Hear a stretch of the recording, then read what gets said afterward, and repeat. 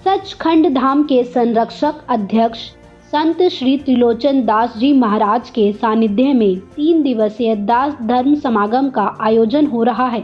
समागम के दूसरे दिन भक्तों को संबोधित करते हुए महाराज जी ने कहा कि साधु संत और सनातनी के साथ बैठकर एक आम इंसान की आत्मा भी पवित्र हो जाती है और जितना सत्संग में बैठेंगे उतना ही हमारा जीवन सरल होने लग जाता है। बता दें कि इस अवसर पर भाजपा राष्ट्रीय महासचिव तरुण चुग नागा साधुओं में जिन्होंने सबसे पहले कुंभ में स्नान किया, उन्होंने भी आकर श्रद्धालुओं और भक्तों को आशीर्वाद दिया। साथ ही पूज्य संत श्री अर्पित महाराज, श्री जगतगुरु आचार्य अरुण चैतन्य पुरी महाराज, बाबा हरजीत सिंह जी रसलपुर अयोध्या लंगर वाले, श्री भूपिंदर गिरी जी महाराज, आध्यात्मिक गुरु स्वामी दीपांकर महाराज, भगवताचार्य श्री संजीव कृष्णा ठाकुर जी वृंदावन, श्री महंत नारायण गिरी जी महाराज, जगतगुरु रामानंदाचार्य स्वामी जी महाराज, श्री धाम अयोध्या सहित लंदन के रेडियो एंकर रवि शर्मा व सत्यभूषण जैन भी उपस्थित रहे। बता दें कि इस अवसर पर निःशुल्क मेडिकल कैंप, नेत्र चिकित्सा शिविर, गरीब विद्यार्थियों को पुस्तकें और विधवा महिलाओं को सिलाई मशीन वितरित की गई। साथ ही यहां 24 घंटे लंगर का भी प्रबंध किया गया है। संस्था के संरक्षक दास हैरी व दास दीपक ने आए हुए संतों को माला व शॉल पहनाकर स्वागत किया। गुरु जी 3 दिन का समागम कार्यक्रम क्या कहेंगे? दास धर्म दिवस का समागम है और आपके सामने सारे संत शिरोमणि महापुरुष, इतने बड़े बड़े प्यारे प्यारे रब के भजनानंदी हमें आशीर्वाद देने के लिए, आपको आशीर्वाद सबको देने के लिए पहुंचे हैं। इससे बड़ी और कृपा कोई नहीं हो सकती। संतों का तो संसार में आगमन जो है, संत न होते जगत में जल मरता संसार। आप ही नहीं बचा रखे संत शरण, जो जन परे सो जन उदरनहार।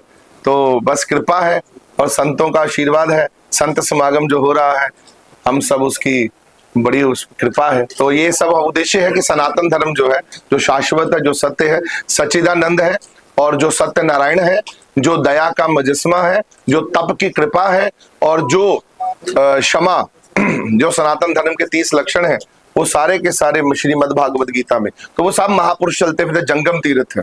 ये जो महापुरुष है, ये जंगम तीर्थ है।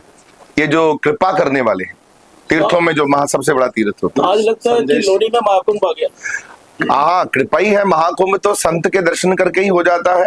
त्रिवेणी से तो यही कृपा है कि संत गए हैं, स्नान करे हैं। जब भागीरथी जी ने कहा महादेव से कि मैं नीचे आ रही हूँ, मेरा वेग हो रहा है, तो महादेव कलयुग में मुझे मैं निर्मल कैसे रहूंगी? तो महादेव ने कहा कि जो भजनानंदी नाम जपने वाले साधु संत महापुरुष, जो हे गंगे तुम में नाम जपते हुए डुबकी लगाएंगे, तुम भी उससे निर्मल होगी। तो कितनी बड़ी कृपा कर दी संतों ने। आज निर्मल गंगा को भी महादेव ने कहा तो उसी वक्त चरणों में गिर पड़ी गंगे। ठीक है जी, कृपा। अब मैं आने को तैयार हूँ संसार में।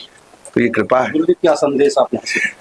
ये संदेश है मेरा कि हमारे भारत में सनातन धर्म की 21वीं सेंचुरी की डंका जो बज चुका है, 21वीं सेंचुरी सनातन धर्म की है। बहुत दब लिया, बहुत कमजोर पड़ गई सनातन। जो हमको क्यूरिकुलम में, हमारे स्कूल के क्यूरिकुलम अर्थात किताबों में पढ़ाया नहीं गया।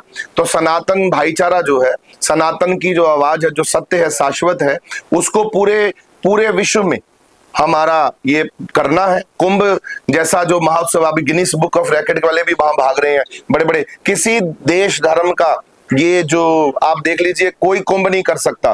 तो ये हमारे लिए गौरव की बात है कि इतनी भीड़, हम देखो माँ बुला रही है तो सनातन की जय हो रही है, सनातन की कृपा हो रही है। और ये साधु सनातन संतों ने जो कृपा कर रखी है, इसके लिए मैं इनका आभार प्रकट करता हूं और गर्व महसूस करता हूं कि हम सब सनातनी हैं और सनातनी जीवन जी रहे हैं और सनातनी जीवन में ही मरेंगे। ये हमारा बहुत बड़ी कृपा है हम पर। ये मांग उठ रही है कि सनातन बोर्ड का गठन किया जाए, साथ साथ हिंदू राष्ट्र घोषित किया जाए। देखिए, सनातन बोर्ड जो है वो हमारा अभी विषय नहीं है।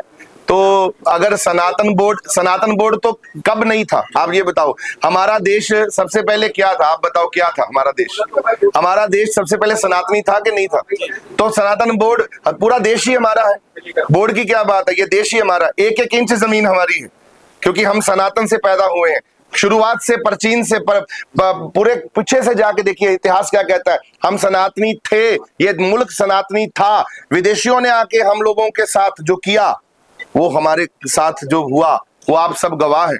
तो उसको बदलना है, वापस बस चेंज करना है, जो पहले था वही होगा। जी, वक्फ बोर्ड को लेकर क्या कहेंगे? देखिए वो कुछ नहीं है।